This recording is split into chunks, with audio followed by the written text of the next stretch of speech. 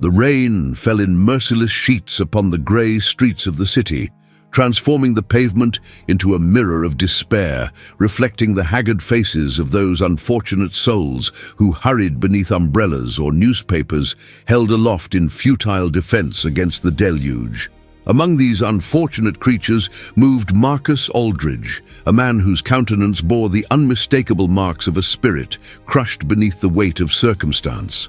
His suit, once tailored to perfection in the expensive ateliers of Fifth Avenue, now hung upon his frame with a certain defeated looseness, as though even the fabric itself had sensed the reversal of his fortunes and had begun to abandon him in sympathy with all else that had fled his life. He walked with the mechanical precision of one who has ceased to consider where his feet might carry him, for what did it matter? The office from which he had been so unceremoniously dismissed that very afternoon lay behind him, and before him stretched only the uncertain void of a future unmoored from all the certainties that had once defined his existence. 3 years he had devoted to Carmichael and Associates, 3 years of late nights and sacrificed weekends, of presentations polished to perfection and clients courted with tireless dedication, and yet it had taken Mr. Carmichael himself precisely 7 minutes to inform Marcus that his services were no longer required, that the firm was restructuring, that these decisions were never personal, though the personal nature of destitution, Marcus reflected bitterly, was difficult to escape when one faced eviction from one's apartment in a fortnight's time. The coffee shop that materialized before him through the curtain of rain appeared as unremarkable as any of the 1,000 such establishments that dotted the urban landscape, its windows fogged with steam, its neon sign flickering with an irregular pulse that suggested mechanical infirmity. Yet something in Marcus halted his aimless progression, some instinct that whispered of shelter, however temporary, from the storm without and the greater storm within. He pushed through the door, and a small bell announced his entrance with a cheerfulness that seemed almost mocking given the circumstances of his arrival. The interior of the establishment proved as humble as its exterior had promised. A dozen small tables occupied the narrow space between counter and door, their surfaces scarred by years of use and imperfect cleaning. The air hung thick with the mingled sense of coffee and something frying in the kitchen beyond. Not unpleasant, but decidedly ordinary, the olfactory signature of a place where dreams came to rest rather than to soar. A handful of patrons occupied the tables, each absorbed in their private universes of laptops and smartphones, seeking perhaps in those glowing screens some escape from whatever disappointments had driven them to seek refuge in this unremarkable sanctuary. Marcus claimed a table near the window and collapsed into the chair with a weariness that transcended the merely physical. He stared at his reflection in the rain-streaked glass, barely recognizing the man who stared back, a stranger wearing his face, but lacking the confidence that had once animated those features. His phone, that treacherous device, rested in his pocket like a coiled serpent, filled no doubt with messages he had no desire to read, calls from creditors he had no means to satisfy, emails documenting the continued disintegration of a life he had believed secure. Coffee? The voice that addressed him possessed a quality he could not immediately identify, something that cut through the fog of his misery with unexpected clarity. He looked up to find a young woman standing beside his table, notepad in hand, her uniform marking her as surely as his ruined suit marked him. Yet there was something in her bearing that suggested she wore that uniform rather than being worn by it, a dignity that no amount of adversity could quite erase. Her face, while not conforming to the conventional standards of beauty celebrated in magazines and films, possessed a strength of character written in every line, in the directness of her gaze, in the slight set of her jaw that spoke of determination forged in harder fires than most ever encountered. "Yes," Marcus heard himself say, though he could not recall having made the conscious decision to speak. "Black, please." She nodded, a gesture economical and efficient, yet not without a certain grace, and turned toward the counter. Marcus found himself watching her departure with an attention that surprised him, noting the careful precision of her movements, the way she navigated between tables with a practiced ease that spoke of long familiarity with this environment. She could not have been more than 25, perhaps 26, yet there was something in her bearing that suggested she had lived more than her years might indicate, had seen things and endured things that aged the spirit, if not the flesh.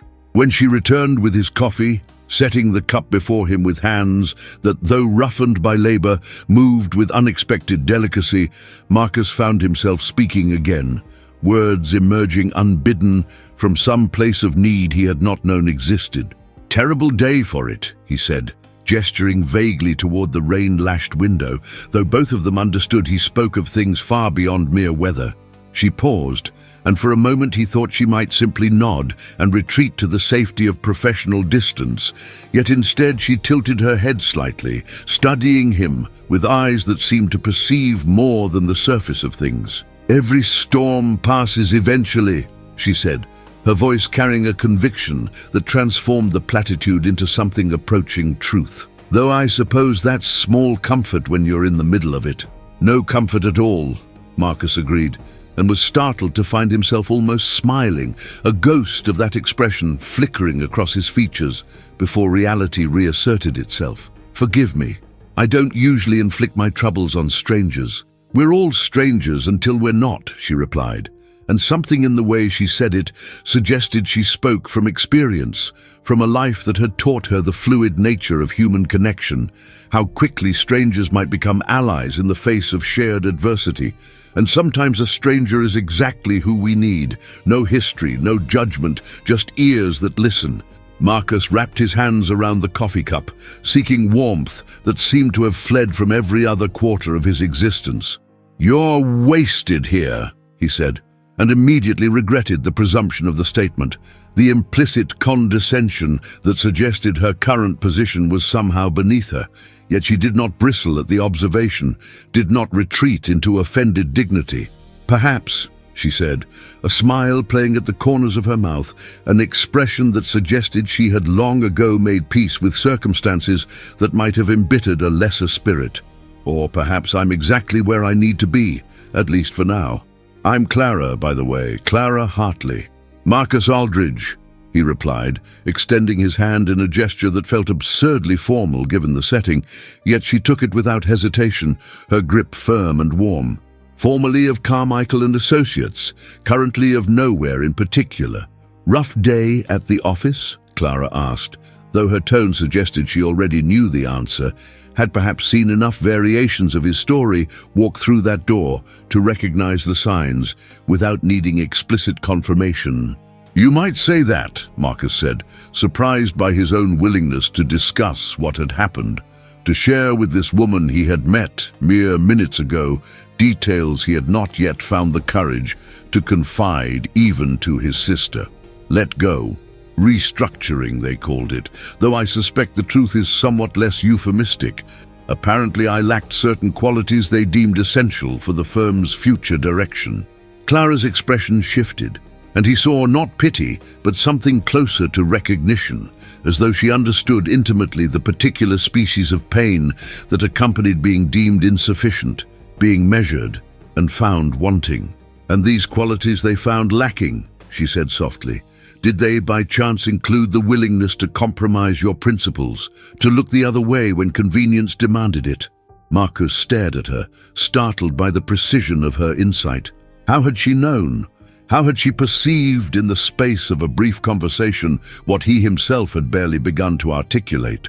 The slow-building realization that his dismissal had stemmed not from any deficiency in his work, but from his unwillingness to participate in certain practices that, while perhaps not strictly illegal, had struck him as fundamentally wrong. "You've seen this before," he said, and it was not a question. "I've seen many things," Clara replied, and for just a moment something ancient and weary flickered across her features, a shadow that suggested depths of experience he could not begin to fathom. "The world is full of places that demand we make ourselves smaller, that require us to trim away the inconvenient parts of ourselves to fit into spaces designed for diminished people. The question is whether we accept that diminishment or whether we find another way. A customer at another table raised his hand, signaling for attention, and Clara excused herself with a nod that somehow conveyed both apology and promise. Marcus watched her go, his coffee cooling, forgotten before him, his mind occupied not with the catalogue of disasters that had consumed his thoughts for the past hours, but with the puzzle of this woman, this waitress who spoke with the vocabulary of someone far removed from this humble establishment, whose eyes held depths that suggested an inner life as rich and complex as any he had encountered in the supposedly elevated circles of his professional existence. He sipped his coffee and found it surprisingly good, far better than the uninspiring surroundings might have suggested. Perhaps that was a metaphor for something, he thought. A reminder that worth was not always advertised by outward appearance, that treasures might hide in the most unlikely places. Or perhaps he was simply desperate for any scrap of meaning in a day that had systematically stripped away every certainty he had once taken for granted.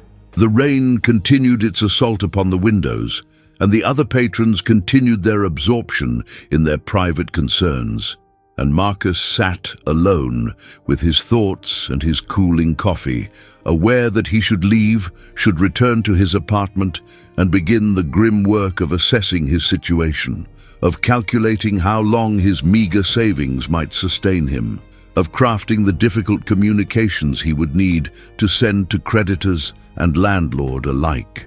Yet he did not move, held in place by some force he could not name, waiting for Clara to return, though he could not have said what he expected from that return, what magic he imagined she might work. When she did return, perhaps 20 minutes later, she carried not only the coffee pot, but also a small plate bearing a sandwich that, while not elaborate, appeared fresh and substantial.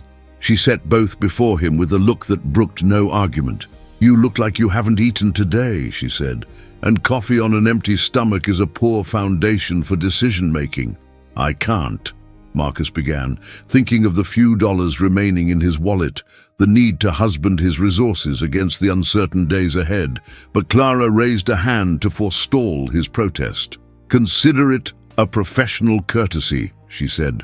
"One displaced professional to another."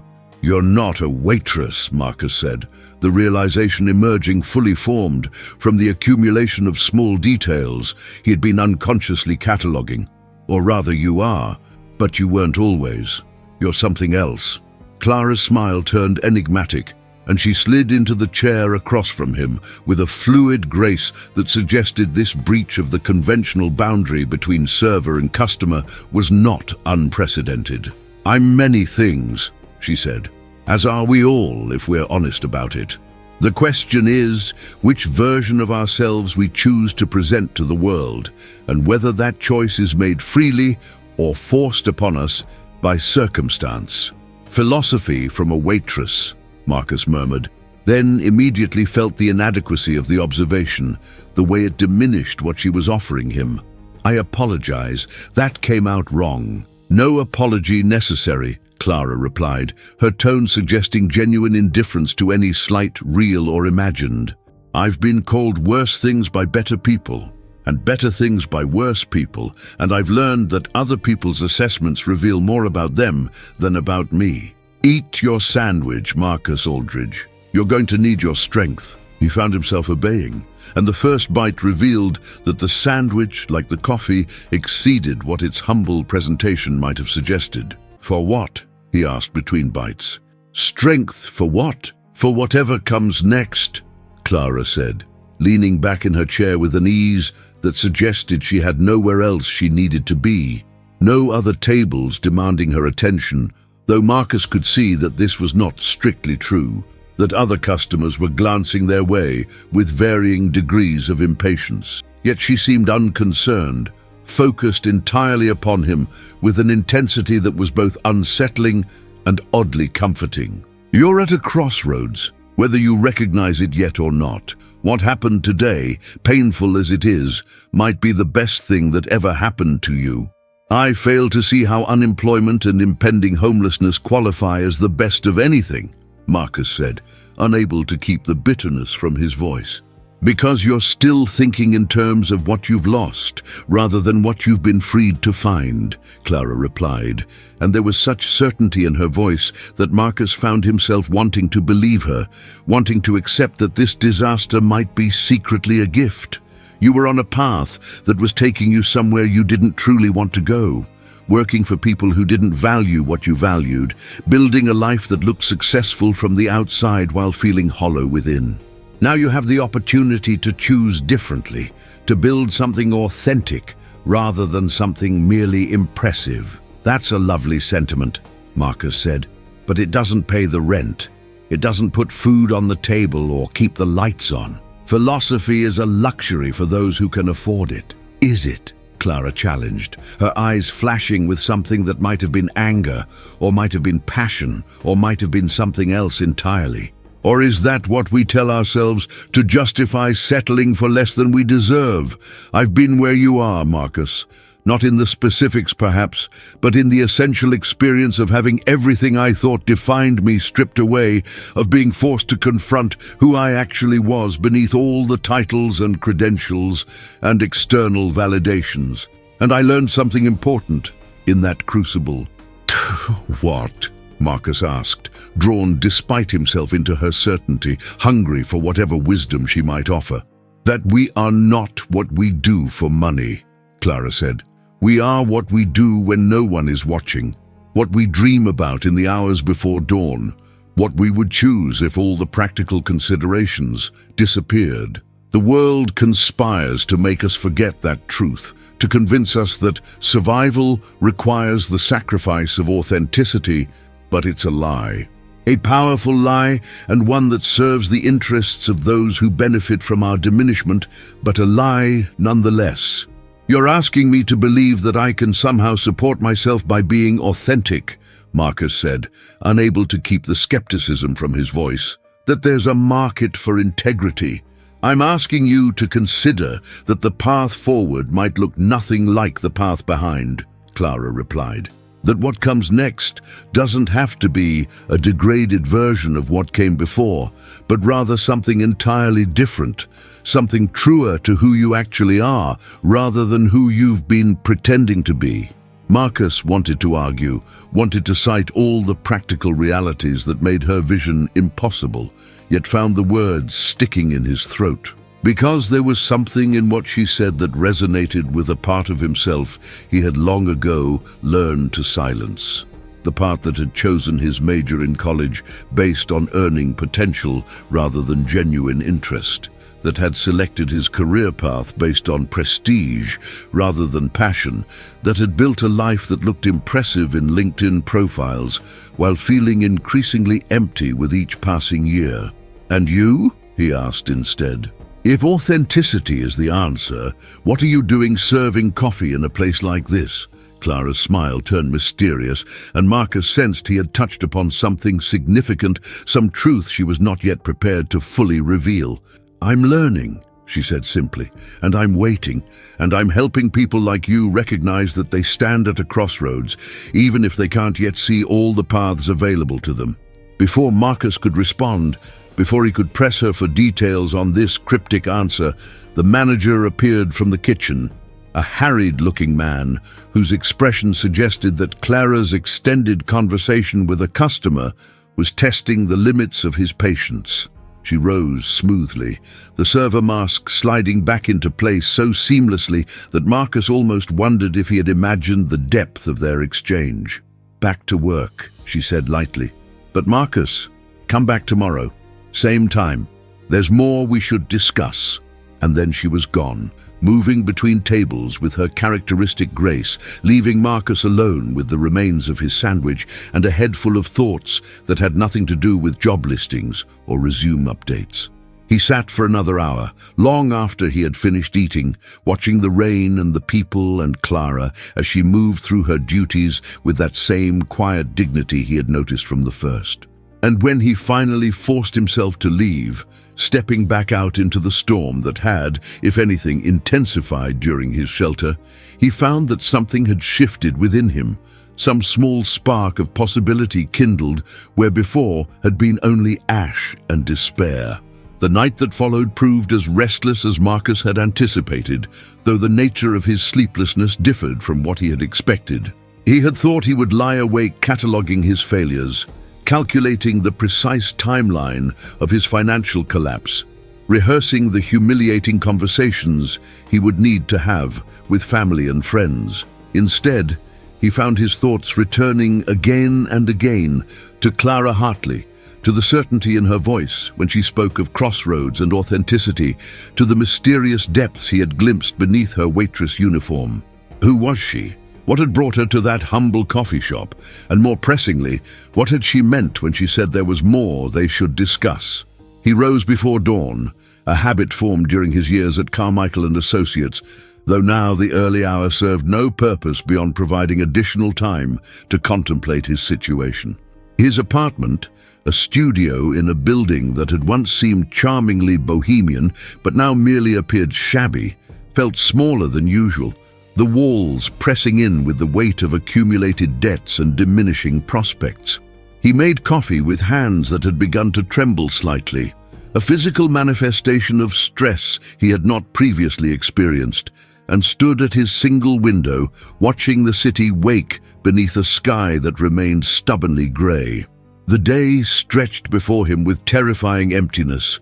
No meetings to attend, no emails demanding immediate response, no carefully structured schedule to provide the comforting illusion of purpose and productivity. He should update his resume, should begin reaching out to contacts in his network, should engage in all the conventional activities expected of the newly unemployed. Yet he found himself unable to muster enthusiasm for any of these tasks, paralyzed not by despair, but by a strange sensation he eventually identified as anticipation. Clara had asked him to return, and some part of him recognized that this invitation represented something more significant than casual friendliness, that she had seen something in him that perhaps he had not yet learned to see in himself. The hours crawled past with excruciating slowness. Marcus attempted to occupy himself with practical matters, drafting emails to potential employers that he could not bring himself to send, reviewing his finances with growing horror, researching unemployment benefits with the bitter recognition that his former salary placed him in a category that received minimal assistance.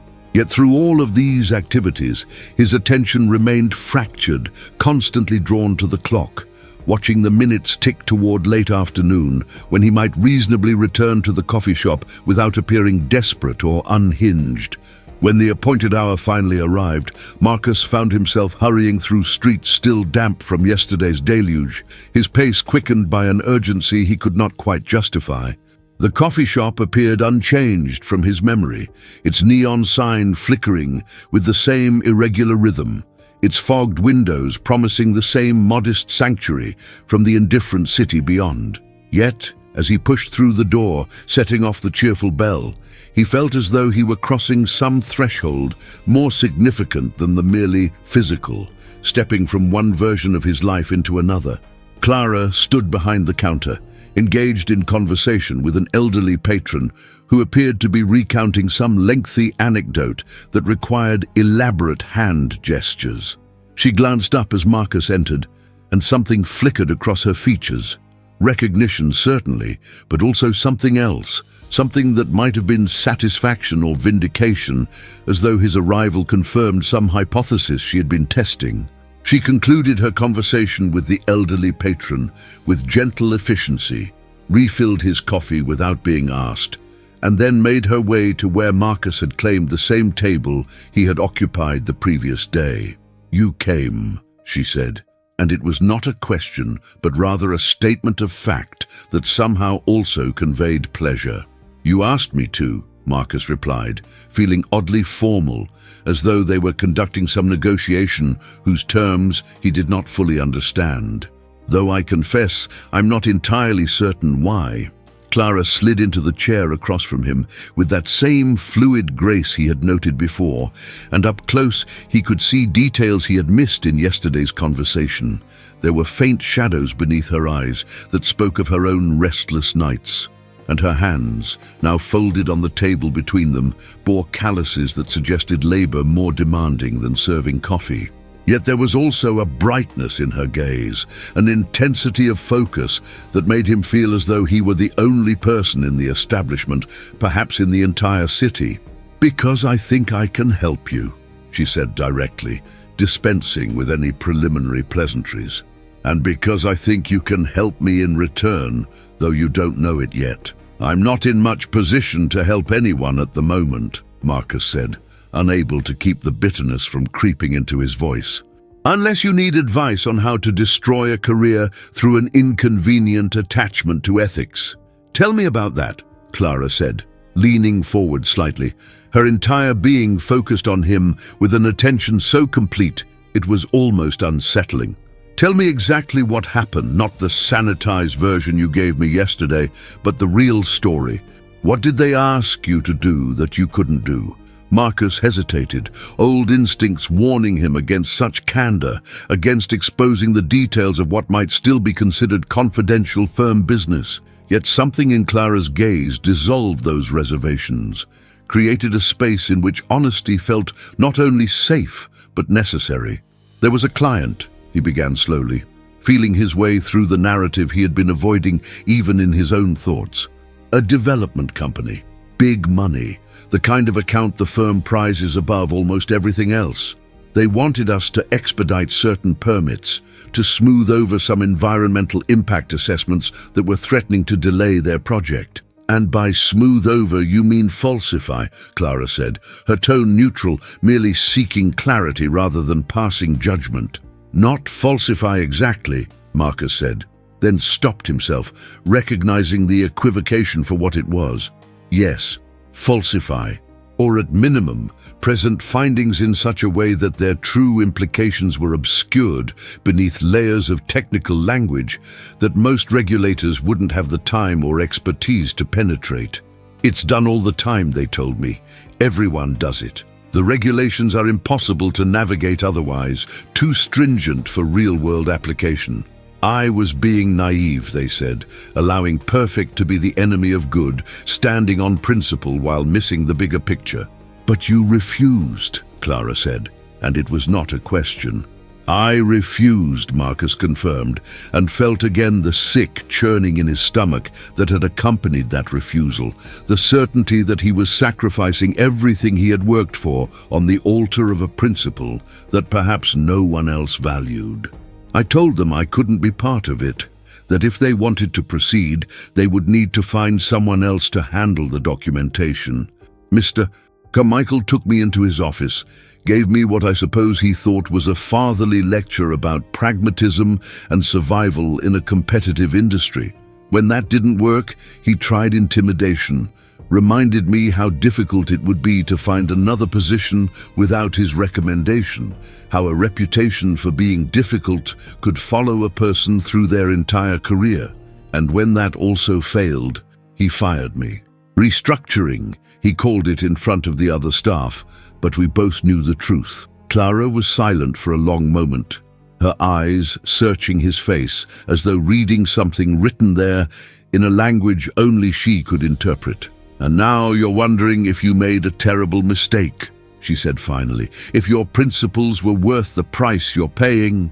"Every hour of every day," Marcus admitted, the confession emerging with surprising ease. "I look at my bank account, at the notices from my landlord, at the job listings that all seem to require recommendations I don't have, and I think perhaps I was a fool. Perhaps everyone else is right and I'm wrong. Perhaps ethics are a luxury I couldn't afford.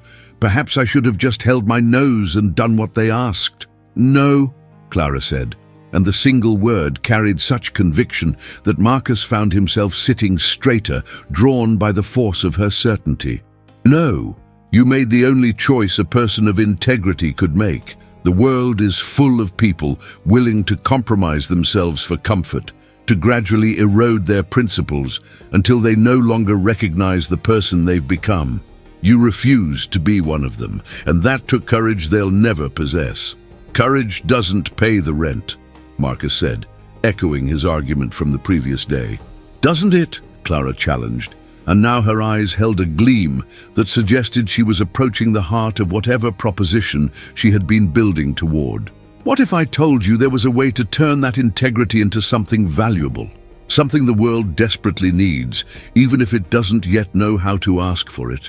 Marcus felt a stirring of something that might have been hope, or might have been skepticism, or might have been some volatile mixture of both. I would say that sounds too good to be true, and my recent experiences have taught me to be wary of things that sound too good to be true. Wise, Clara acknowledged with a slight nod. Wariness is appropriate. But hear me out before you dismiss what I'm offering. What do you know about corporate ethics consulting? I know it exists, Marcus said slowly, his mind already beginning to race ahead, seeing connections he had not previously perceived. Large firms hire consultants to review their practices, to identify potential ethical or legal liabilities, to provide cover when questions arise about their conduct. But those consultants are usually former executives themselves, people with decades of experience and networks that span industries. I'm a junior associate who just got fired for being too ethical. I'm not exactly a marketable commodity in that space. You're thinking too conventionally, Clara said, and now she leaned back in her chair, a small smile playing at the corners of her mouth, an expression that suggested she was enjoying this conversation more than anything she had encountered in quite some time. The established ethics consulting firms are part of the problem, not the solution. They're run by people who climb to the top of systems they now pretend to critique, people who speak the language of ethics while maintaining the very structures that make unethical behavior so pervasive. What the world needs is something different, something authentic, consulting that comes from a place of genuine conviction rather than profitable performance. And you think I'm qualified to provide that? Marcus asked, unable to fully suppress the note of incredulity in his voice. Based on what credentials? The fact that I got myself fired? Based on the fact that you were willing to sacrifice your career rather than participate in something you knew was wrong? Clara replied with that same unswerving conviction. That's a credential more valuable than any degree or certification. It proves you have something that cannot be taught, cannot be faked, and cannot be purchased. You have integrity that has been tested in fire and not found wanting. Companies that genuinely want to reform their practices, that actually care about ethics rather than merely ethics theater, those are the organizations that need someone like you. Marcus wanted to believe her, wanted to embrace the vision she was painting of a career that aligned principle with practice, but years of professional conditioning made him resist.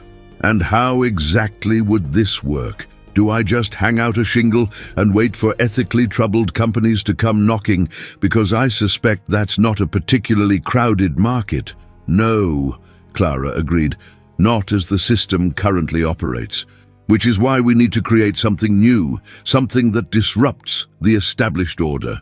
What if there were a platform that connected whistleblowers and ethical employees with organizations that actually wanted to change? What if we could create a kind of underground network of people like you, people who have been pushed out of their positions for refusing to compromise and leverage that network into a force for transformation?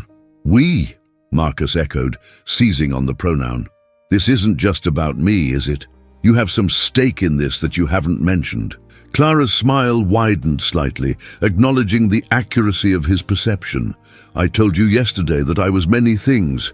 Before I was a waitress, I was a software engineer, a good one, working for one of those companies everyone pretends to admire, the kind that gives TED Talks about changing the world while systematically exploiting their workers and manipulating their users. I saw things, documented things, tried to raise concerns through proper channels, and learned exactly how much those channels actually accomplish, which is to say nothing. I was marginalized, then demoted, then finally encouraged to resign before they could manufacture cause to fire me. So you're looking for revenge, Marcus said, feeling suddenly wary, sensing that he might be about to be recruited into something more dangerous than a simple business venture. I'm looking for justice, Clara corrected, her voice hardening slightly.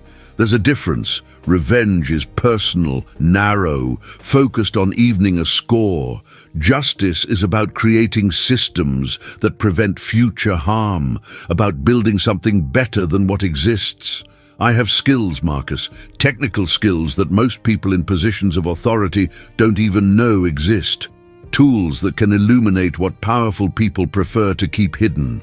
But I can't do it alone, and I can't do it from the margins. I need partners, people who understand the industries they've been pushed out of, who know where the bodies are buried because they were present at the burial. Marcus felt his heart accelerating, pounding with a mixture of fear and excitement that he had not experienced since his first day at Carmichael and Associates, when everything had still seemed possible, before the compromises had begun their slow accumulation. What you're describing sounds dangerously close to corporate espionage. What I'm describing is accountability, Clara replied, her eyes flashing with passion that transformed her entire aspect, revealing the intensity that had been lurking beneath her careful server's mask. Companies make promises about their values, their commitments to stakeholders and communities and the environment. All I'm proposing is that we help verify whether they're keeping those promises. Transparency, Marcus. Radical transparency, enforced not by toothless regulatory agencies, but by people who have actually worked in these industries, who know the difference between genuine reform and performative ethics. It's impossible, Marcus said, though even as he spoke he felt the words ring hollow, felt some part of himself already beginning to construct the architecture of how such a thing might work, already identifying the vulnerabilities in corporate systems, the pressure points where authentic information might be leveraged into genuine change. It's difficult, Clara countered. There's a difference. Impossible means it cannot be done. Difficult means it requires resources and planning and courage and persistence, and perhaps most importantly, it requires people willing to risk everything because they recognize that a world where ethics are treated as optional is a world not worth preserving. She reached into her uniform pocket and withdrew a slim device, something that looked like a phone, but wasn't quite, its surface bearing markings Marcus didn't recognize. She placed it on the table between them, an offering or a challenge, or perhaps both simultaneously. "This contains documentation," she said softly, her voice dropping to a level that required Marcus to lean forward to hear clearly. "Everything I gathered before I left my former employer. Everything they've been so desperately trying to keep hidden. Data breaches they never reported. User manipulation experiments they never disclosed. Algorithmic bias they claim not to exist. Enough to trigger investigations, lawsuits, regulatory action that could fundamentally alter how they operate." "And you want me to do what with it?" Marcus asked, staring at the device as though it were a coiled serpent, beautiful and deadly in equal measure. "I want you to help me decide what to do with it," Clara said. "I've been sitting on this information for 6 months, afraid to move, afraid that if I just dump it into the public sphere, it will be dismissed as the bitter complaints of a disgruntled employee, lost in the noise of 1,000 other accusations. But if it came through proper channels, accompanied by the analysis of someone with your background, your understanding of how these systems actually function, it might carry weight. It might actually accomplish something." Marcus reached out, his fingers hovering above the device without quite touching it, aware that picking it up would constitute a kind of commitment, a step across another threshold from which there might be no return. "Why me?" he asked, the question emerging as barely more than a whisper. "You don't know me, don't know if you can trust me. For all you know, I could take this straight to your former employer, leverage it for my own benefit." "I know you won't," Clara said with absolute certainty, "because if you were the kind of person who would do that, you would never have been fired from Carmichael and Associates. You would have done what they asked, would have filed the reports they wanted, would have climbed the ladder by stepping on the same principles you chose instead to preserve. I'm a good judge of character, Marcus. It's a skill you develop when you've been betrayed enough times, when you've learned to read beneath the surface of what people say to the truth of who they actually are. The device lay between them, and Marcus felt the weight of the decision pressing down upon him with almost physical force. He thought of his apartment, of the eviction notice that would arrive in less than 2 weeks, of the practical necessities that screamed at him to be cautious, to avoid further complications, to focus on survival rather than abstract principles. Yet he also thought of yesterday, of sitting in Carmichael's office and being told that his ethics were a liability, that his unwillingness to compromise made him unsuitable for the profession he had chosen. He thought of the sick feeling in his stomach that had accompanied that conversation, the certainty that in preserving his principles, he was condemning himself to obscurity and poverty. And he thought of Clara, this woman he barely knew, this waitress who wasn't really a waitress, this software engineer who had sacrificed her own career rather than remain complicit in systems she deemed unjust. He thought of the courage it must have taken to gather this evidence, to hold on to it for months while working in a coffee shop, waiting for the right moment and the right partner to make it mean something. She was offering him not just information, but partnership. Not just data, but purpose, a way to transform his firing from disaster into opportunity. "Tell me more," he said finally, his fingers closing around the device, feeling its solid weight in his palm. Making the choice even as part of his mind screamed warnings about the dangers of what he was contemplating. "Tell me exactly what's on here, and tell me what you think we can do with it." Clara's smile, when it came, transformed her entire face, revealed a beauty that had nothing to do with conventional features and everything to do with the radiance of a spirit, finally allowed to pursue its true purpose. "There's a private room in the back," she said, standing with sudden energy, the careful server's demeanor falling away entirely to reveal something fiercer, more vital. "My shift ends in 20 minutes. Wait for me and I'll show you everything. I'll show you exactly what we're going to build, you and I.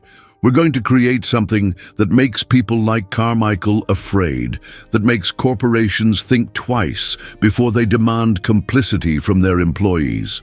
We're going to prove that integrity isn't a liability, but a weapon, and we're going to change everything." She walked away before Marcus could respond, disappearing into the kitchen, leaving him alone with the device in his hand, and a head full of possibilities that terrified and exhilarated him in equal measure. Through the window, the city continued its indifferent rotation. Millions of people pursuing their private purposes, unaware that in this shabby coffee shop something was beginning that might eventually touch all their lives. Marcus sat in the lengthening shadows, turning the device over in his hands, feeling the weight of the choice he had just made, understanding that he had crossed a threshold from which there was no return, and discovering that he had no desire to return, that for the first time since his firing, he felt not defeated but alive, not lost but found, not diminished but expanded to fill possibilities he had not previously imagined existed. The 20 minutes Clara had promised stretched into an eternity, each second weighted with anticipation and apprehension in measures Marcus could not quite calibrate. He sat in the gathering dusk, the device still clutched in his hand like a talisman against uncertainty, watching through the window as the city transformed from day to evening. Office workers emerging from their towers to flood the sidewalks in a great migration toward homes and bars and whatever small comforts they had arranged to make their existences bearable. He had been one of them until so recently, had moved through those same rhythms with the unconscious confidence of someone who believed their place in the world secure, who imagined that competence and dedication would be sufficient shields against the caprice of those who held power over his professional fate. How naive that confidence seemed now, viewed from this new vantage point on the other side of catastrophe. Yet Clara was proposing something that went beyond mere survival, beyond simply finding another position where he might rebuild the illusion of security. She was offering him purpose, the opportunity to transform his disaster into something meaningful, to make his firing not an ending, but a beginning of something larger and more significant than anything he had previously imagined himself capable of achieving. The other patrons of the coffee shop continued their private dramas, absorbed in laptops and conversations, unaware that momentous decisions were being made mere feet from their oblivious concentration.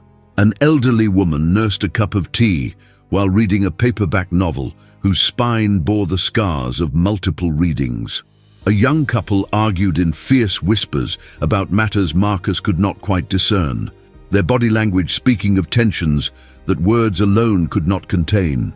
A man in a suit, not unlike the one Marcus himself wore, sat hunched over his phone, his expression suggesting the kind of desperation Marcus recognized from his own mirror, the look of someone watching their carefully constructed life disintegrate in real time.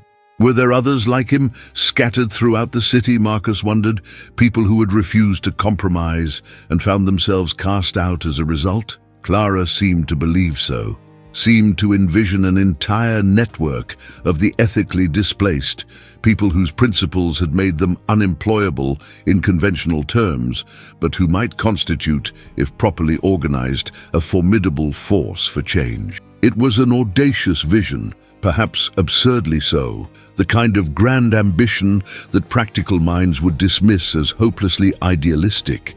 Yet Marcus found himself drawn to that very audacity, hungry for something that might justify the sacrifice he had made, that might transform his unemployment from mere misfortune into martyrdom for a cause worth serving.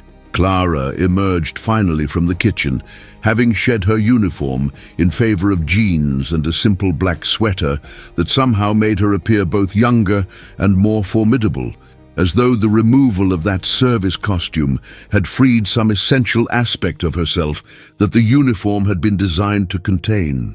She moved through the coffee shop with swift efficiency, pausing to speak briefly with the manager, an exchange Marcus could not hear, but whose conclusion seemed to satisfy whatever concerns had been expressed. Then she was at his table, gesturing for him to follow, leading him through the kitchen where two cooks worked with the mechanical precision of long practice, past storage rooms stacked with supplies, to a door that opened onto a narrow staircase ascending into darkness. "Up here," Clara said, her voice low, and Marcus followed, climbing stairs that creaked beneath their weight, emerging into a space that clearly served as some combination of office and living quarters. A single room, modest in dimension but meticulously organized, one wall dominated by a desk bearing multiple monitors, whose screens cast a pale blue glow across the surroundings. A narrow bed occupied one corner, made with military precision, and a small kitchenette suggested that Clara made her residence here, living above the coffee shop in circumstances that made Marcus's cramped studio seem almost luxurious by comparison. Yet the monitors drew his attention away from considerations of comfort or its absence. Even from across the room he could see that they displayed not simple web pages or email, but rather complex visualizations, streams of data, arranged in patterns that suggested sophisticated analysis of some kind, numbers and graphs that spoke of skills far beyond what any ordinary waitress might possess. This was a command center of sorts, he realized, a nerve center from which Clara conducted operations whose full scope he was only beginning to apprehend. "Close the door," Clara instructed, settling into the chair before her monitors with the ease of someone returning to their natural element. Marcus complied, feeling the space contract around them, aware that they were now truly isolated, cut off from the ordinary world of the coffee shop below, enclosed in a sanctuary dedicated to purposes that remained only partially revealed. "What you're holding," Clara continued, gesturing to the device still in Marcus's grip, contains approximately 200 gigabytes of documentation extracted from the servers of Helix Technologies over the course of 18 months. Internal memos, user data analysis, experimental protocols, financial projections that assume certain regulatory violations will go undetected. Everything necessary to prove that the public face they present bears no resemblance to the reality of their operations. Marcus moved closer, drawn by the magnitude of what she was describing, understanding now why she had been so careful, why she had waited months seeking the right partner rather than simply releasing this information into the wild. "And you got all this without being detected?" "I was their senior security analyst," Clara said with a slight smile that held no humor whatsoever. "My job was to prevent exactly the kind of data extraction I was performing. I knew every system, every protocol, every vulnerability in their defenses, because I had helped design those defenses. When I began to understand what they were really doing, what they were hiding behind their carefully cultivated image of progressive corporate citizenship, I started documenting everything. Small pieces at first, copied to secure storage they didn't know existed, then larger and larger files as I became more confident in my methods. By the time they finally pushed me out, I had assembled a complete archive of their malfeasance." "Ah, and they don't know you have it?" Marcus asked, already foreseeing the dangers, imagining lawyers and private investigators and all the resources a wealthy corporation might deploy to recover such damaging material. "They suspect," Clara admitted, "but they don't know. I was careful to leave ambiguity, to make it appear as though multiple employees might have had access to the information I extracted. They're conducting internal investigations, tightening security, but they're doing it blindly, unsure of what exactly was taken or by whom. That uncertainty is our advantage, Marcus. They're afraid of what might be out there, which makes them vulnerable in ways they weren't before." She turned back to her monitors, fingers moving across the keyboard with practiced speed, and suddenly the screens filled with documents, emails, spreadsheets, an overwhelming cascade of information that would have taken months to fully analyze. "This is everything," she said softly.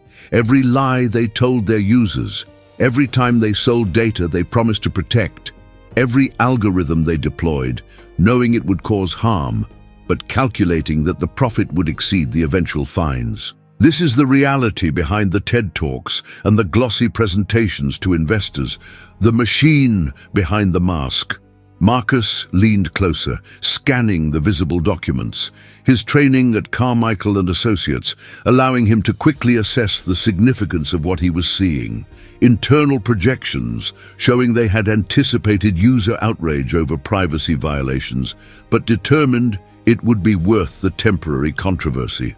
Memos discussing how to structure their operations to minimize legal liability while maximizing data exploitation. Analysis of regulatory agencies identifying which ones were understaffed and unlikely to investigate thoroughly. It was damning, comprehensive, exactly the kind of evidence that could trigger the sort of investigation Clara had described, that could fundamentally alter how Helix Technologies operated. "Why haven't you released this already?" Marcus asked, straightening up, turning to face her directly. "With evidence this strong, any journalist would be eager to break the story. You could have destroyed them months ago." "Because destruction isn't the goal," Clara replied, her voice carrying an intensity that commanded attention. "Or rather, not just destruction.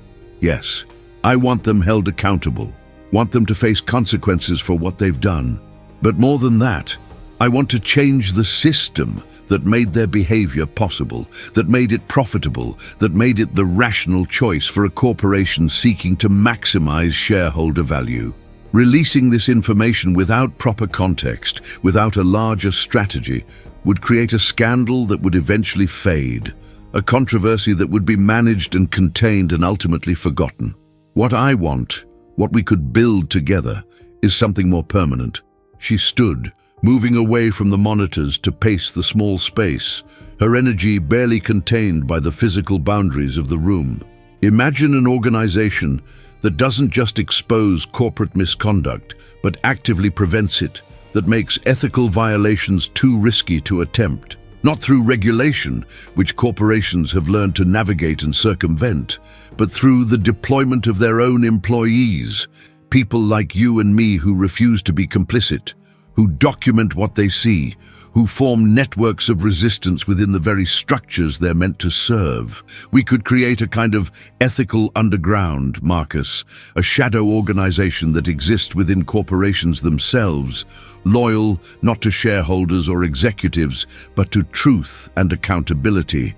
It was a vision both inspiring and terrifying in its ambition, the kind of idealistic crusade that practical minds would dismiss as impossible, as naive, as dangerous to all involved. Yet Marcus found himself unable to dismiss it, found instead that something within him responded to the audacity of what Clara proposed, recognized in her vision an answer to questions he had been unconsciously asking throughout his entire career, questions about the purpose of his work, about the value of his efforts, about whether professional success was worth the gradual erosion of everything he had once believed important. "You're talking about corporate espionage on a massive scale," Marcus said, giving voice to the obvious objection, needing to hear how she would respond to the accusation. "You're proposing that we recruit people to violate their employment agreements, to steal confidential information, to betray the organizations that employ them. That's illegal, Clara. That's criminal conspiracy." "Is it?" Clara challenged, stopping her pacing to face him directly, her eyes blazing with conviction. "Or is it whistleblowing protected activity that serves the public interest? The law in this area is deliberately ambiguous, Marcus, designed to protect corporate secrets while providing theoretical protection for those who expose wrongdoing. We would be operating in that ambiguous space, using the very uncertainty of the legal framework to our advantage. And we would be careful, so careful, to ensure that what we exposed was genuinely wrongdoing, genuine harm, not merely competitive intelligence or proprietary business practices.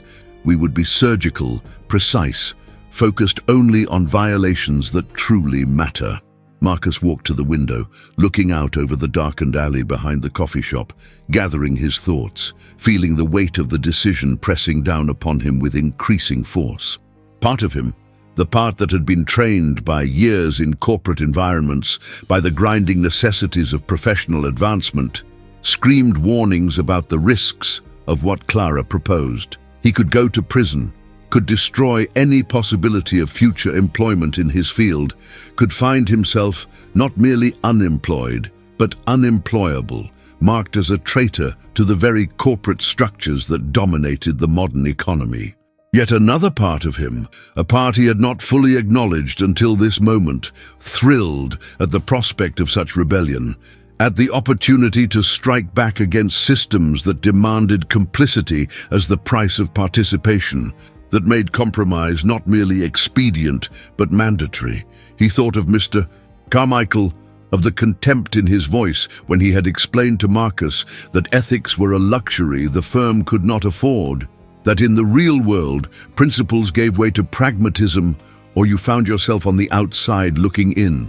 What Clara offered was a way to make that exile meaningful, to transform it from punishment into purpose. "I need to understand the practical realities," Marcus said finally, turning back to face her. "You speak of networks and organizations, of recruiting others like us, but how would this actually function? How would we support ourselves while building this infrastructure? I'm facing eviction in 2 weeks, Clara. I'm sympathetic to your vision, genuinely inspired by it, but inspiration doesn't pay rent." Clara's expression softened slightly, acknowledging the validity of his concerns, the need to address not merely idealistic vision, but concrete implementation. "I have resources," she said, Not vast amounts, but enough. Before I left Helix Technologies, I arranged certain financial preparations, compensation for what they owed me that I took rather than waiting for them to deny it. Enough to sustain us for perhaps 6 months if we're careful, if we live simply. And there are organizations, non-profits and watchdog groups that provide funding for this kind of work, that would be eager to support what we're building once we can demonstrate its viability. 6 months, Marcus repeated, calculating rapidly. To build an organization from nothing, to recruit allies, to establish credibility, to produce results significant enough to attract additional funding. It's an incredibly tight timeline, Clara. The odds of success are minimal. Better than the odds you're facing if you pursue conventional employment, Clara countered. With no recommendations from Carmichael, with a reputation for being difficult, how long do you think it will take to find another position comparable to what you lost? 6 months? A year? And even if you succeed, even if you manage to rebuild your career, where will it lead?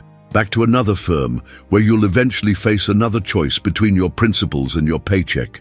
Another moment where you'll have to decide whether you're willing to be complicit in things you know are wrong. She moved closer, close enough that Marcus could see the fierce determination in her eyes, could feel the intensity of her conviction like a physical force. "I'm offering you something different," she said softly. "Not security. I can't promise that. Not wealth or conventional success. But purpose, Marcus. Meaning. The opportunity to build something that matters, that makes the world incrementally better rather than incrementally worse. And yes, it's risky. Yes, the odds are long. Yes, we might fail spectacularly and find ourselves worse off than we are now. But at least we will have tried. At least we will have refused to accept that compromise is the only option, that complicity is the price of participation in civilized society."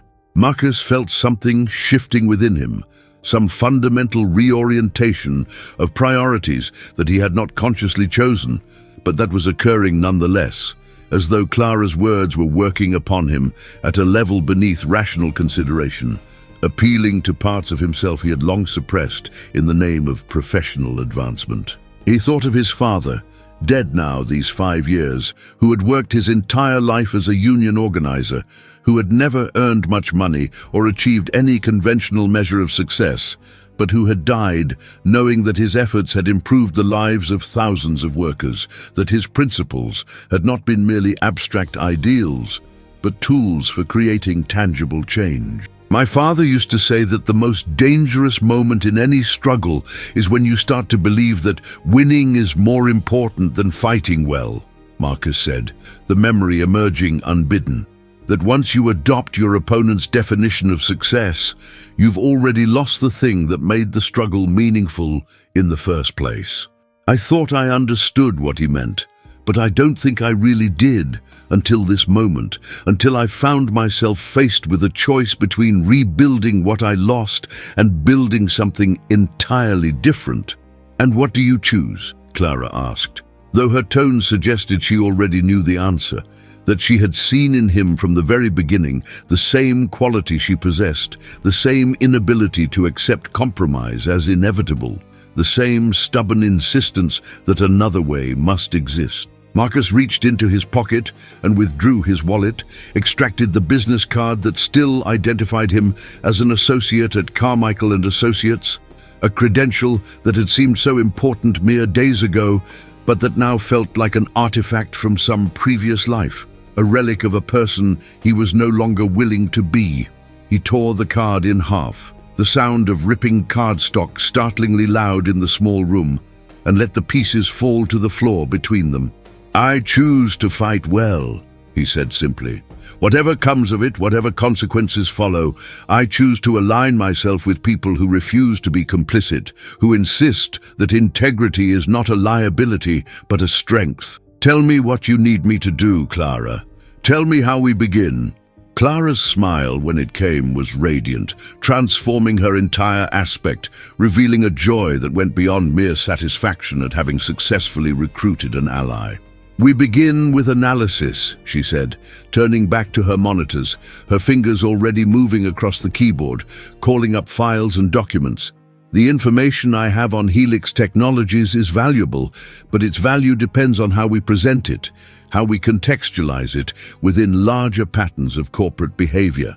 Your training at Carmichael gives you insight into how these systems function, how to identify the points of leverage where information can create maximum impact. We need to transform raw data into narrative, into a story that people can understand and care about."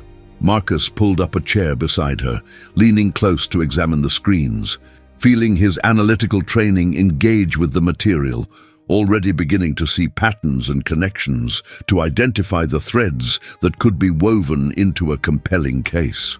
"We'll need corroboration," he said, his mind racing ahead through the requirements.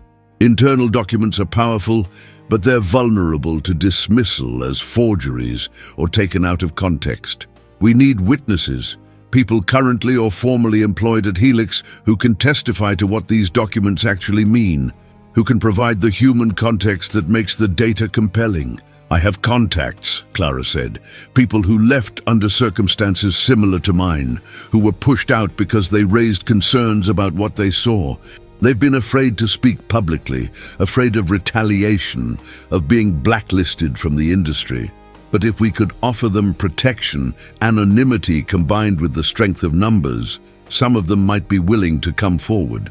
And we'll need media partnerships," Marcus continued, warming to the logistical challenge, feeling muscles he hadn't exercised since his university days beginning to flex, the parts of his mind that thrived on complex problem-solving rather than mere execution of established procedures. Not just any journalists, but ones with established credibility in technology reporting, people whose work can't be easily dismissed. "We need to ensure this story breaks in multiple outlets simultaneously, that it's too big to contain or ignore."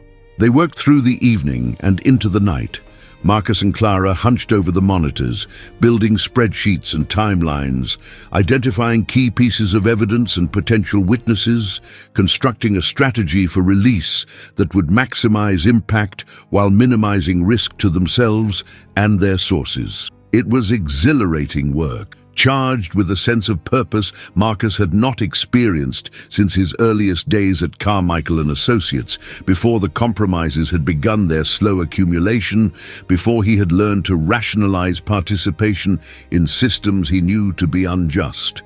Somewhere in those hours, as the city fell silent around them and the coffee shop below ceased its operations for the night, Marcus made his peace with the choice he had made. He was throwing away security for uncertainty, conventional success for something stranger and more difficult to define. He was aligning himself with a woman he barely knew, trusting her vision and her character based on little more than intuition and a few conversations. He was stepping onto a path that might lead to triumph or disaster, that might make him a hero or a criminal, depending on whose perspective prevailed. Yet for the first time since his firing, Marcus felt not diminished but expanded, not defeated but energized, not lost but found. He had spent years pursuing a version of success defined by others, building a career shaped by expectations he had never questioned, moving through the world with the confidence of someone who believed that following the rules guaranteed fair treatment. Clara had shown him that those rules were designed to benefit those who made them, that playing by conventional standards meant accepting complicity in systems that demanded the gradual erosion of everything he claimed to value. Now he was writing new rules, or rather, he was joining Clara in her attempt to write them, recognizing that the effort might fail, that they might end up as mere footnotes in some larger story of corporate power successfully defended against challenge. But at least they would have tried. At least they would have insisted that another way was possible. At least they would have refused to accept that compromise was the only option available to people who wished to participate in the modern economy. As dawn began to lighten the sky beyond the window, as exhaustion finally overtook their energy, Marcus and Clara sat back from the monitors, surveying the architecture they had constructed, the strategy they had devised. It was ambitious, perhaps absurdly so, requiring resources they didn't yet have, allies they hadn't yet recruited, luck they couldn't count on receiving. Yet it was also concrete, actionable, a genuine plan rather than mere idealistic vision. "Tomorrow we start recruiting," Clara said, her voice hoarse from hours of conversation and planning. "There are people I know who might join us, who might be willing to take the risk. And you must have contacts from Carmichael, people who were fired or forced out, people who might harbor similar grievances." "I do," Marcus confirmed, thinking of former colleagues who had left under mysterious circumstances, whose departures had been explained with corporate euphemisms that fooled no one. Whether they'll trust me is another question, whether they'll be willing to make themselves vulnerable by aligning with what we're building. But I'll make the case as compellingly as I can. They said their goodnights as the first light of morning crept across the city, Marcus descending the narrow stairs with legs unsteady from exhaustion, but with spirit soaring despite, or perhaps because of his weariness. He emerged onto streets beginning to fill with early commuters, people starting another day of conventional employment, pursuing careers that demanded various degrees of compromise, and he felt simultaneously apart from them and deeply connected to them. An exile from their world, but also its potential champion, someone working in the shadows to make that world incrementally more just, incrementally more aligned with the values it claimed but rarely honored. The weeks that followed possessed a dream-like quality, as though Marcus had stepped sideways out of the ordinary flow of time into some parallel existence where conventional rules no longer applied, where the measures of success he had spent years pursuing revealed themselves as arbitrary constructs that could be discarded in favor of metrics more personally meaningful. His apartment, that cramped studio that had seemed such a prison in the immediate aftermath of his firing, transformed into headquarters for their nascent operation, walls soon covered with printouts and timelines, his small table buried beneath laptops and devices Clara provided from sources she did not fully explain, and Marcus learned not to question too closely. The eviction notice he had dreaded arrived exactly when predicted, yet its impact differed profoundly from what he had imagined in those dark hours of anticipation. Rather than paralysis or despair, it catalyzed action, prompted conversations with his landlord that revealed unexpected flexibility once Marcus explained his situation with careful honesty. The man, it transpired, harbored his own grievances against corporate power, his own stories of being crushed beneath systems designed to benefit the already powerful. And while he could not simply waive the rent, he offered terms that bought Marcus additional time, months rather than weeks, space to breathe and work and build what he and Clara had begun. Clara herself proved as remarkable as Marcus had suspected from their first meeting, perhaps more so once he witnessed her in full operation, no longer constrained by the waitress role she had adopted for reasons he was only gradually coming to understand. She possessed technical skills that bordered on sorcery, to someone of Marcus's limited technological literacy, could navigate systems and extract information from places that were supposedly secure, could trace connections between corporations and individuals that existed only in metadata and implied relationships. Yet more impressive than her technical prowess was her strategic vision, her ability to see not merely immediate objectives but long-term implications, to position their nascent organization not as mere scandalmongers but as architects of systemic change. Their first recruit came through a contact of Clara's, a woman named Jennifer who had worked in pharmaceutical research before being forced out for refusing to suppress data, suggesting her company's flagship drug produced dangerous side effects in certain populations. She arrived at Marcus's apartment with the wariness of someone who had learned through bitter experience that trust was a luxury she could not afford.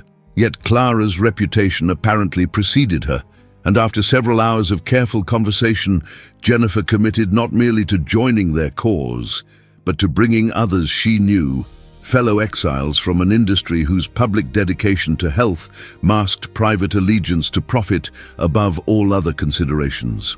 Marcus's own recruitment efforts proved more challenging.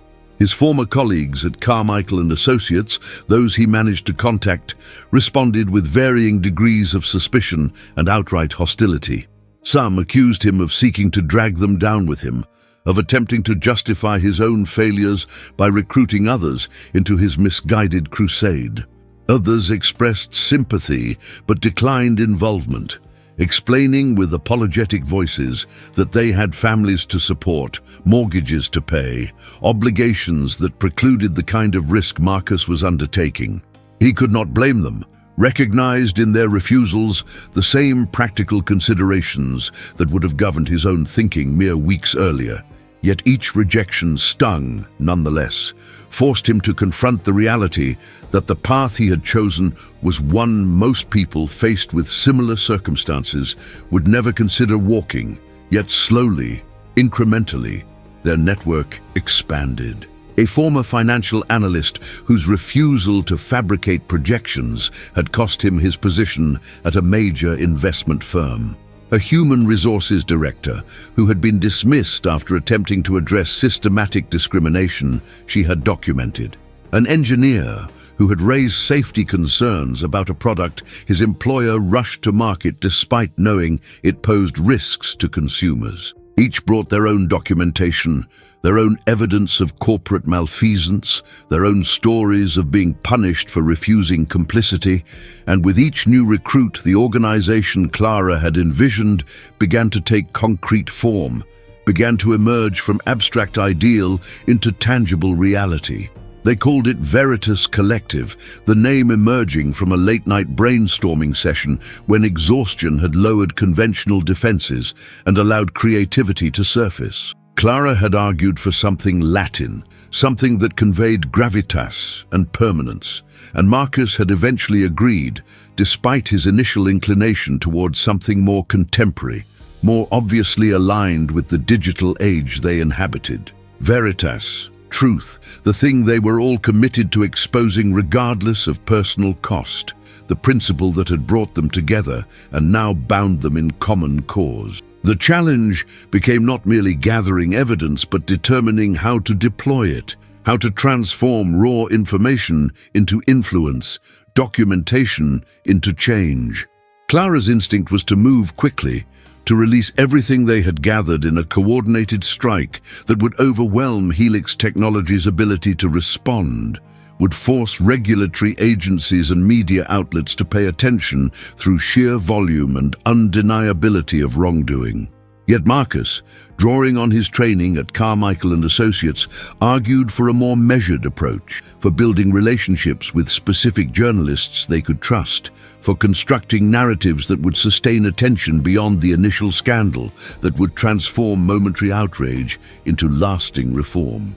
Their debates on strategy occupied hours, sometimes growing heated as Clara's impatience clashed with Marcus's caution, yet always resolved through mutual respect and shared commitment to their larger purpose. Marcus came to understand that Clara's urgency stemmed not from recklessness, but from intimate knowledge of how quickly corporations could move to suppress inconvenient truths, how effectively they could deploy legal and public relations resources to contain damage and protect their reputations. She had seen it happen before, had watched as whistleblowers were discredited and evidence dismissed, and she was determined not to repeat those failures. They found their journalist through Jennifer, who maintained connections to someone at a major investigative outlet, a woman named Sarah Chen, whose reporting on pharmaceutical industry practices had earned both awards and industry enmity. Sarah agreed to meet with them in Marcus's apartment, arriving with the professional skepticism appropriate to someone who received unsolicited tips regularly, most of which led nowhere or worse, led into traps laid by subjects of her investigations seeking to identify sources or preemptively discredit damaging stories. Yet as Clara walked her through the evidence they had accumulated, as Marcus provided context that demonstrated his understanding of the systems involved, Sarah's skepticism transformed into focused attention, the recognition that she was being offered something substantial, something that could justify months of her time and the considerable resources her outlet would need to invest. "You understand the risks," Sarah said once they had finished their presentation, her gaze moving between Clara and Marcus with clinical assessment. "Helix Technologies has lawyers who will fight this at every stage, who will seek injunctions and file countersuits and do everything in their power to prevent publication. They'll investigate you. Both of you will look for anything in your backgrounds they can use to undermine your credibility. They'll paint you as disgruntled former employees seeking revenge, will question your motives and your methods. Are you prepared for that level of scrutiny?" "We're prepared," Clara said simply, her voice carrying absolute conviction. "We've documented our sources, can demonstrate the chain of custody for all evidence, can provide corroboration from multiple witnesses. Whatever they throw at us, we can withstand it." "And if they succeed in identifying others involved," Sarah pressed, probing for weaknesses, "if they trace the network you're building, if they find ways to retaliate against people who have joined your organization, that blood will be on your hands, metaphorically speaking. Can you live with that responsibility?" Marcus felt the weight of the question, understood its seriousness, looked to Clara and saw in her face that she too recognized what Sarah was asking. They were not merely risking themselves, but potentially everyone who had trusted them, everyone who had committed to their vision and provided evidence or testimony. If Helix Technologies or other targets of their investigations deployed their resources effectively, the consequences could extend far beyond Marcus and Clara themselves, could destroy careers and lives of people who had already suffered for their refusal to compromise. "We've considered it," Marcus said finally, surprised by the steadiness of his own voice, the absence of doubt that might have been expected given the magnitude of what they were undertaking. "And we believe the risk is worth taking, that the harm prevented by exposing these practices outweighs the harm that might come to individuals in our network. We're not naive about the cost, Sarah. We know some of us may face consequences, may find ourselves targeted by corporations that don't appreciate exposure, but we've all made the choice consciously, with full awareness of what we might be sacrificing." Sarah studied them for a long moment, her expression unreadable, then nodded slowly. "I'll take it to my editors," she said. "Can't promise they'll agree to proceed, can't guarantee publication even if we do invest the time to verify everything you've provided. But based on what I've seen here, based on my assessment of your credibility and the quality of your evidence, I think we have a story, a big one, the kind that changes conversations and forces action." The weeks that followed Sarah's commitment proved to be a peculiar form of purgatory, waiting for verification processes to complete, for editors to make decisions, for legal teams to assess risks and provide clearances. Clara chafed at the delay, returned repeatedly to her argument for simply releasing everything themselves, for bypassing traditional media entirely and trusting the internet to amplify their message. Yet Marcus held firm, argued that credibility mattered more than speed, that evidence released without the validation of established journalistic institutions would be too easily dismissed as the ravings of bitter former employees, conspiracy theories rather than documented truth. During this interregnum, they continued building the Veritas Collective, adding members and gathering evidence on other corporations whose practices demanded exposure.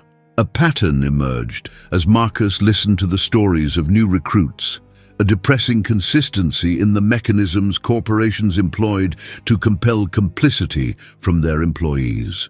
The gradual normalization of small compromises that accumulated into major violations of stated values. The creation of environments where raising concerns was treated as disloyalty, where those who refused to participate in questionable practices found themselves isolated and eventually pushed out. The deployment of legal agreements and non-disclosure clauses that transformed transparency into a criminal offense, that made speaking truth a violation punishable by financial ruin. Yet within this litany of corporate dysfunction, Marcus also found cause for hope, discovered that he and Clara were not alone in their refusal to accept that compromise was inevitable, that their network of the ethically displaced was larger than he had imagined possible. There were thousands of people, perhaps tens of thousands, who had been pushed out of their positions for similar reasons, who carried similar evidence of wrongdoing, who needed only organization and strategy to transform their individual stories into collective power. What they were building, Marcus came to understand, was not merely an investigative operation, but rather a movement, a challenge to the fundamental assumption that corporate interests necessarily trumped all other considerations, that profit maximization justified any cost externalized onto workers or communities or the environment itself. His sister called during this period, having finally learned of his firing through mutual acquaintances, her voice carrying the mixture of concern and judgment he had anticipated. Why hadn't he told her sooner? What was his plan for finding new employment? Did he need money to tide him over until he could secure another position? Marcus found himself unable to explain what he was actually doing, unable to confide in her about the Veritas Collective or his partnership with Clara, knowing that such explanations would only increase her worry, would make her fear for his future in ways he could not adequately address. Instead, he offered vague reassurances about having prospects, about exploring opportunities that weren't quite ready to discuss in detail, and promised to keep her informed as his situation developed. The conversation left him feeling isolated in ways he had not anticipated, forced to recognize how thoroughly his new path had separated him from conventional society, how impossible it would be to explain to people still operating within traditional frameworks what he was attempting or why it mattered. His sister loved him, wanted what was best for him, yet her definition of best assumed parameters he no longer accepted, measured success by standards he had rejected. There was loneliness in that recognition, an awareness that the choice he had made necessarily entailed distance from those who had not made similar choices, who still believed the system could be navigated successfully through sufficient cleverness and dedication. Yet against that loneliness stood the solidarity of the Veritas Collective, the community of people who understood precisely what he had experienced because they had experienced it themselves, who needed no explanation of why he had chosen this path because they had chosen it too. In Clara especially, he found not merely an ally, but something approaching a soulmate, someone whose vision aligned so completely with his own that conversation became communion, planning became collaboration at a level he had never achieved with anyone else. They worked together with the synchronized precision of dancers who had spent years learning each other's rhythms, anticipated each other's thoughts with uncanny accuracy, built something together that neither could have constructed alone. The article, when it finally appeared, exceeded even Marcus's optimistic projections for its impact. Sarah Chen and her colleagues had spent 2 months verifying every claim, interviewing witnesses, examining documentation with forensic precision, and the result was a masterpiece of investigative journalism that made Helix Technologies' practices impossible to ignore or dismiss. The story ran across multiple platforms simultaneously, coordinated releases that ensured maximum visibility, and within hours it had achieved the kind of viral spread that represented both the promise and peril of the digital age, shared and discussed and analyzed by millions of people who had previously given little thought to corporate ethics or data privacy, or the ways that supposedly progressive companies concealed practices that contradicted their public values. The response from Helix Technologies came swiftly, a predictable combination of denial and counterattack. Press releases emphasizing their commitment to user privacy, accompanied by hints that the story resulted from manipulation by disgruntled former employees with dubious credibility. Yet this time, The defense mechanisms that had protected them in past controversies proved insufficient, overwhelmed by the volume and specificity of evidence, by the number of witnesses who came forward corroborating what the documents revealed, by the sustained attention that refused to move on to the next scandal as corporate communications teams had learned to expect. Regulatory agencies, those supposedly toothless watchdogs that companies like Helix had learned to ignore or navigate, suddenly announced investigations. Shareholders filed lawsuits alleging deception and mismanagement. Employees, emboldened by the visibility of the scandal, began organizing internally to demand reforms. And most significantly, other journalists began following leads the Veritas Collective provided, began examining other technology companies with similar rigor, began asking whether Helix represented an isolated case, or rather a symptom of systemic dysfunction throughout the industry. Clara received the news of Helix's CEO stepping down with quiet satisfaction rather than triumphant celebration, understanding, as Marcus did, that individual accountability was merely one component of the change they sought, that real transformation required alterations to the structures and incentives that made unethical behavior profitable in the first place. Yet the resignation mattered nonetheless, represented acknowledgement that practices they had exposed were indefensible, that no amount of public relations sophistication could restore trust once evidence of systematic deception became impossible to ignore. Their success with Helix brought both opportunities and dangers. Other media outlets sought to partner with the Veritas Collective, recognizing the value of their network and investigative capabilities. Potential recruits contacted them in increasing numbers, people who had seen what they accomplished and wanted to contribute to similar exposures of corporate wrongdoing. Yet attention brought scrutiny, and Marcus found himself fielding calls from lawyers representing companies nervous about what the Veritas Collective might know, what evidence they might possess, what stories they might be preparing. Some offered money, astonishing amounts of it, to purchase silence or at minimum delay. Others deployed threats, reminded him of the various laws he might be violating, suggested that continuing his activities would result in prosecutions that could send him to prison. Clara fielded similar contacts with the casual disdain of someone who had anticipated such responses and prepared accordingly.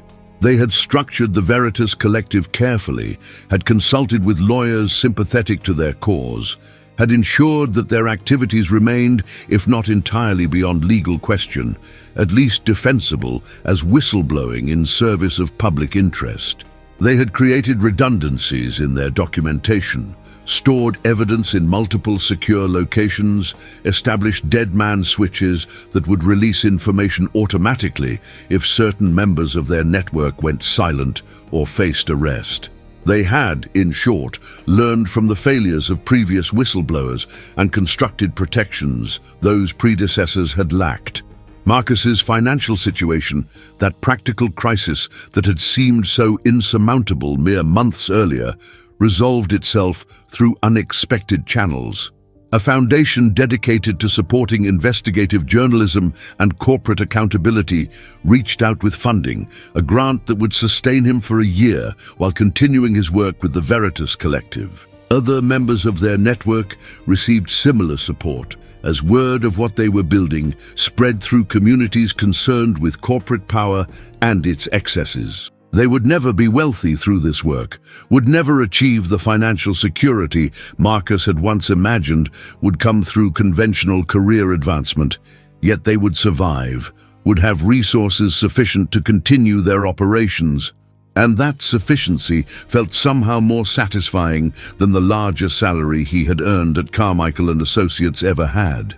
The coffee shop where he had first met Clara remained a touchstone, a place Marcus returned to regularly, despite no longer needing its modest shelter from the world's indifference. He sat at what he thought of as their table, drinking coffee that still somehow exceeded its humble surroundings, watching Clara as she continued working her shifts with the same dignity and efficiency she had displayed from the beginning. She could leave now, could abandon the waitress role that had been cover as much as occupation, yet she chose to remain. Explained when Marcus asked that the coffee shop provided valuable perspective, reminded her of the ordinary people whose interests their work ultimately served, kept her grounded in realities that could be too easily forgotten when absorbed in abstractions of corporate malfeasance and systemic reform. One evening, perhaps 6 months after their first conversation, after the Helix story had receded from front pages, though its consequences continued to ripple through the technology industry, Marcus and Clara sat together in the coffee shop after her shift had ended, reviewing plans for their next investigation, assessing evidence accumulated on a financial services company whose practices demanded exposure. The work had become routine in some ways, the procedures for verification and partnership with journalists now established and repeatable, yet each new case brought its own unique challenges, its own specific contexts that required careful navigation. "Do you ever regret it?" Clara asked suddenly, looking up from the documents they had been examining, her question interrupting the comfortable silence of shared focus. "Do you ever wish you had taken a different path, had found another position at a firm like Carmichael, had rebuilt the conventional career you lost?" Marcus considered the question seriously, turned it over in his mind with the thoroughness it deserved, rather than offering some reflexive assurance he didn't truly feel. He thought about the life he might have lived, the trajectory he might have followed if he had simply done what Mr. Carmichael demanded, if he had filed the reports they wanted and kept his objections to himself. He would have climbed higher, certainly, would have earned more money and accumulated more conventional markers of success. Yet he would have done so at the cost of becoming someone he could no longer respect, would have purchased security through the systematic erosion of everything he claimed to value. "No," he said finally, meeting Clara's gaze directly, wanting her to see the truth in his eyes as much as hear it in his words. "Not for a moment. What we're building together, what the Veritas Collective represents, this matters in ways that my old career never did. I was good at that work, probably could have been very successful by traditional measures, but I wasn't actually accomplishing anything beyond making wealthy people wealthier and helping corporations avoid accountability for their actions. Now I'm part of something that actually matters, that makes small but real differences in how power operates, that creates spaces for other people to refuse complicity without facing ruin. How could I possibly regret that?" Clara smiled, and the expression transformed her face with warmth that made Marcus's breath catch momentarily in his chest. "I knew," she said softly. "I knew from the first moment I saw you sitting here looking lost and defeated that you were someone who could understand what I was trying to build, who would have the courage to walk this path with me. And I'm grateful, Marcus, more grateful than I know how to express. For your partnership, for your faith in this vision, for your willingness to risk everything on the belief that another way was possible." "I should be thanking you," Marcus replied. "You saved me, Clara. Not from unemployment or financial hardship, though you helped with those too, but from something worse. You saved me from spending my life in service of systems I knew were unjust, from the gradual compromise that would have eventually killed everything I valued about myself. You showed me that refusing complicity wasn't naive idealism, but rather the only choice compatible with self-respect." They sat in silence for a moment, the weight of recognition settling between them, awareness of how profoundly their chance meeting had altered both their trajectories, how that rainy afternoon 6 months earlier had represented not merely an encounter between strangers, but rather the collision of two lives that needed each other in ways neither had fully understood until it happened. The coffee shop had nearly emptied, the last few patrons gathering their belongings and departing into the night, leaving Marcus and Clara in the familiar space that had witnessed the birth of their partnership. "What comes next?" Marcus asked finally, returning to practical considerations, to the endless work of building and sustaining what they had created. After this investigation concludes, after we've exposed this financial services company, what's the next target? Clara's eyes gleamed with the particular intensity that Marcus had learned to recognize as indicating she had been considering something significant, something that represented an expansion or evolution of their operations. "I think it's time we moved beyond reactive investigations," she said slowly, her voice carrying the careful precision of someone who had given the matter extensive thought. "We've been successful at exposing wrongdoing after it occurs, at documenting violations and bringing them to light. But what if we could prevent some of that wrongdoing from happening in the first place? What if we could create systems that made it harder for corporations to engage in practices we would eventually expose?" "How?" Marcus asked, leaning forward, drawn by the audacity of what she was proposing, recognizing it as characteristic of Clara to think not merely about addressing symptoms, but about redesigning the underlying conditions that produce those symptoms. "By embedding our people more systematically," Clara replied, her words coming faster now as she warmed to her vision.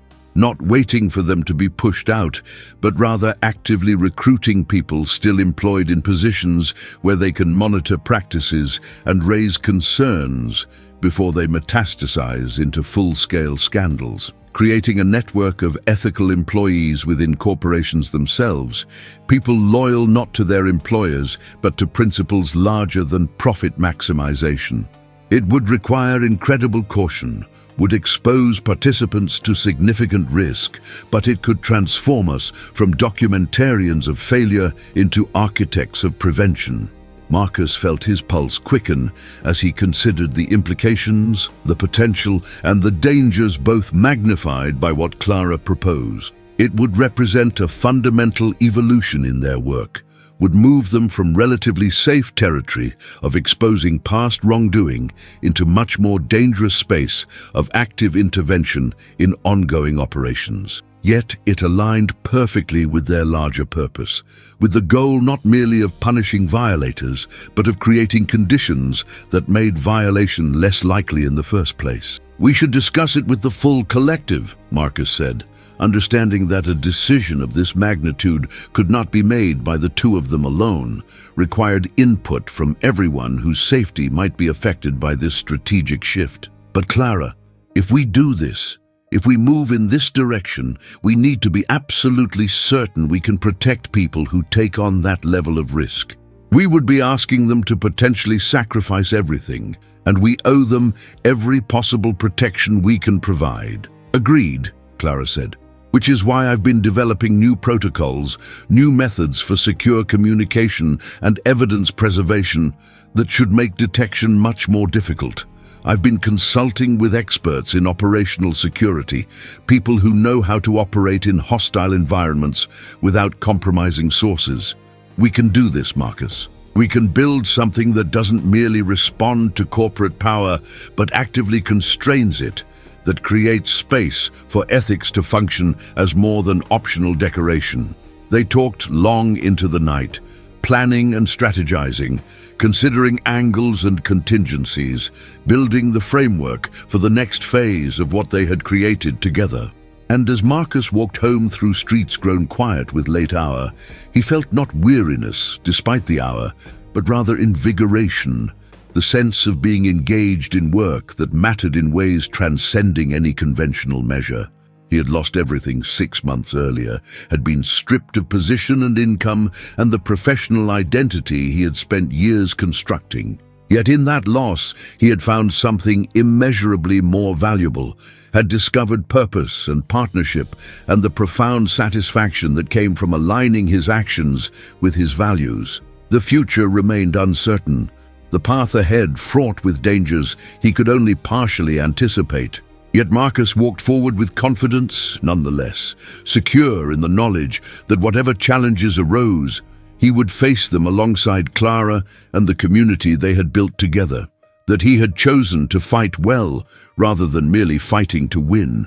that he had refused to accept that compromise was the only option available to those who wished to participate in the world's work. And in that refusal, in that stubborn insistence that another way must exist, he had found not merely survival, but something approaching redemption, transformation of disaster into opportunity, of exile into homecoming, to a version of himself he had almost forgotten existed, but that had been waiting all along for circumstances to call it forth into action.